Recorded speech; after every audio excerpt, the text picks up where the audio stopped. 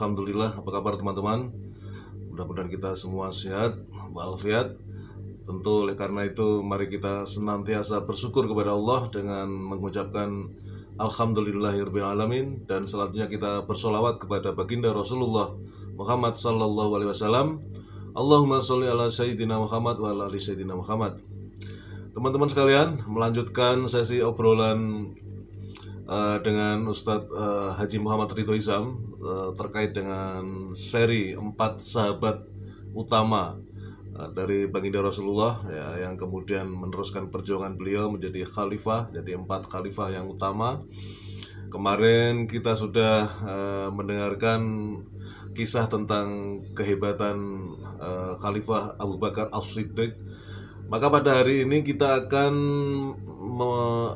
mendengarkan ulasan kisah kehebatan sosok yang juga sangat legendaris, monumental, fenomenal, yaitu Khalifah Umar bin Khattab ya, dari Ustadz kesayangan kita Haji Muhammad Ridho Izam ya, bagaimana dan siapa sosok Khalifah Umar bin Khattab radhiyallahu anhu.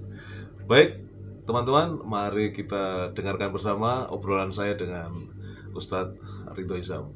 Oke. Assalamualaikum warahmatullahi wabarakatuh, Ustadz. Waalaikumsalam warahmatullahi wabarakatuh. Apa kabar, Ustadz? Baik-baik, alhamdulillah sehat. Ustadz, setelah kemarin kita ngobrol bercerita tentang kehebatan Abu Bakar, sahabat Abu Bakar, hari ini kita ingin mengangkat sahabat Umar bin Khattab. Dan ini juga termasuk sahabat yang sangat legendaris. Ya. Barangkali Ustadz bisa menceritakan ketokohan Umar ini di dalam perjuangan Islam, karena seperti kita ketahui sebelumnya beliau adalah seorang yang sangat anti-Islam, dan setelah menjadi seorang Muslim dia menjadi pembela Islam yang sangat luar biasa. Monggo. Ya, betul sekali Pak Agus. Jadi memang Umar ini orang yang disegani, ya, tokoh, ya, bukan orang biasa-biasa, tapi dia adalah seorang tokoh yang secara fisik pandai bergulat, ya. Jadi orang-orang banyak yang takut dengan Umar. Nah, tetapi dia punya kebiasaan yang sebelum masuk Islam itu kebiasaan minum. Tapi begitu dia masuk Islam, lalu ada larangan minum khamr, ya, karena waktu itu semua orang ya kebanyakan minum khamr, ya. Begitu turun larangan khamr, meskipun belum turun mutlak, ya, karena turun mutlak itu surah Al-Maidah 90. Nah, sebelumnya ada beberapa ayat yang turun, antara lain surah Al-Baqarah 219 ya, dan lain-lain. Itu Umar langsung berhenti, ya. Ketika dalam surah Al-Maidah fahal antum muntahun, apakah kalian mau berhenti, mereka pada berhenti, ya, Umar sebelumnya sudah berhenti. Dan Umar ini sebelumnya juga tidak suka dengan Rasulullah itu. Bahkan suatu hari dia berniat akan menemui Muhammad dan akan membunuhnya. Dia membawa pedang. Nah, rupanya di perjalanan diingatkan oleh seseorang bahwa saudaramu sudah mengikuti Muhammad, sudah masuk Islam. Akhirnya dia balik kembali ke rumah saudaranya, adik perempuannya, ya, bersama suaminya Said namanya, sudah masuk Islam. Dan singkat cerita, Umar itu marah sekali dan akhirnya masuk, ya, ke rumahnya, dan kemudian bergulat, berkelahi dengan adik iparnya, tapi dapurnya tidak berdaya. Umar menindih dadanya, ya. Lalu tiba-tiba adiknya atau istrinya Said ini, yaitu adiknya Umar ini, ingin membebaskannya, membela suaminya, ditampar juga oleh Umar, ya, berdarah. Dan kemudian rasa kasihan sebagai seorang kakak, ya, muncul karena melihat adiknya berdarah, ya, sebagai seorang yang hidup dalam sebuah keluarga yang saling menguatkan, ya, itu kebiasaan keluarga atau suku kan seperti itu. Maka kemudian akhirnya singkat cerita dia kemudian ingin mendengar apa yang dibaca oleh adiknya itu, ya. Itu surah Toha, ya, surah ke-20. Jadi akhirnya dia masuk Islam, singkatnya begitu. Dan kemudian menemui Rasulullah. Dan ketika datang Umar, para sahabat Rasul itu menghalangi, ya karena dia masih membawa pedang. Biarkan dia masuk. Gitu. Akhirnya Umar kemudian masuk dan menyatakan syahadah keislamannya. Dan sejak itu kemudian Rasulullah ya juga karena Umar yang masuk Islam, lalu mulai dakwah terang-terangan. Nah, jadi Umar bin Khattab ini mencari orang yang paling pandai menyebarkan berita. Ketemulah namanya Jamil. Dia mengajak putranya namanya Abdullah bin Umar, masih kecil, dan akhirnya mendatangi tempat kerumunan orang. Dan Jamil mengatakan, tapi berdusta kalau Umar itu tidak masuk Islam. Lalu Umar mengatakan, Jamil berdusta, aku Umar telah menyatakan Islam. Jadi Umar ini orang yang gagah berani. Dan ada kaitannya dengan doa Rasulullah agar di antara dua orang tokoh pada zaman itu semoga ada yang masuk Islam. Ternyata yang doanya itu menuju kepada Umar bin Khattab. Umar putranya Khattab. Gitu. Baik Ustadz. Kemudian terkait dengan sahabat Umar ini, kalau tidak salah ketika beliau sudah menjadi khalifah itu perkembangan Islam menjadi sangat pesat. Bahkan kemudian yang menaklukkan Persia kalau nggak salah pada masa Umar juga ya. Betul. Yang kemudian menyebabkan kebencian kaum Syiah terhadap Umar sampai sekarang. Nah, kira-kira dalam konteks ketokohan dan leadership atau kepemimpinan Umar ini yang menonjol yang bisa diceritakan, dan kemudian relevansinya untuk generasi sekarang apa yang bisa diceritakan? Yang pertama, sejak Umar menjadi khalifah sepeninggal Abu Bakar, yaitu tahun 634 sampai 644. Jadi Umar menjadi khalifah selama 10 tahun.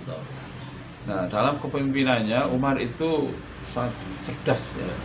Yang pertama antara lain yang beliau lakukan itu adalah menata administrasi negara.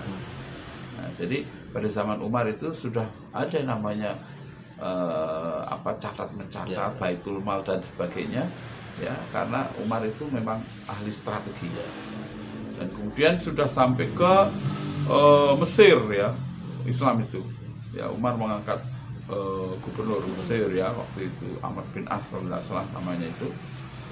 Jadi Islam itu berkembang luar biasa. Ya.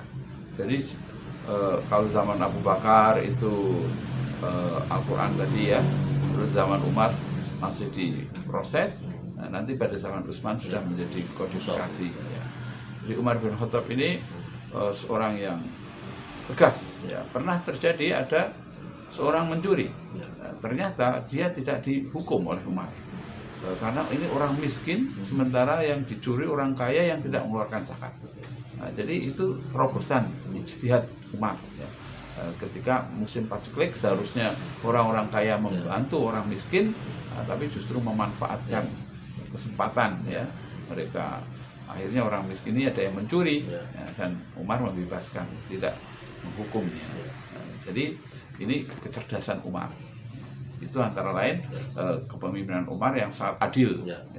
Jadi berbeda dengan para pemimpin kebanyakan, itu hanya menguntungkan dirinya atau keluarganya atau kelompoknya. Tapi kalau Umar itu semua rakyatnya. Bahkan dikisahkan ya, kita mungkin pernah mendengar kisahnya bagaimana dia mendatangi masyarakat ya, sampai menemukan ada seorang keluarga ya, seorang ibu yang memasak batu ya, untuk anaknya agar tertidur mengira dimasakkan. Lalu mendengar itu Umar langsung balik ke gudang penyimpanan. Kemudian dia membawa satu karung. Diangkat sendiri katanya ya? Iya betul. Ketika ada yang melihatnya mau menggantikannya, tidak, dia bawa sendiri. Lalu diserahkan, dimasakkan gitu. Dan kemudian orang itu mengatakan yang intinya dia tidak tahu kalau itu Umar ya. Dan Umar tidak mengatakan ini saya Umar ya. Jadi Umar ini tanggung jawabnya luar biasa. Tidak ada ibaratnya orang yang miskin yang kemudian terbengkalai tidak terurus oleh Umar. Dan Umar itu malam-malam itu sembunyi-sembunyi, tidak ada orang yang tahu. Iya, nggak bawa wartawan juga ya. Nah, kemudian ada keturunan Umar yang mirip dengan Umar, yaitu Umar bin Abdul Aziz. Ya, ini keturunan generasi kelima atau keberapa? Putranya beliau tapi ya? Bukan putranya, tapi generasi anak. Ya, cucu cicitnya lah begitu kira-kira.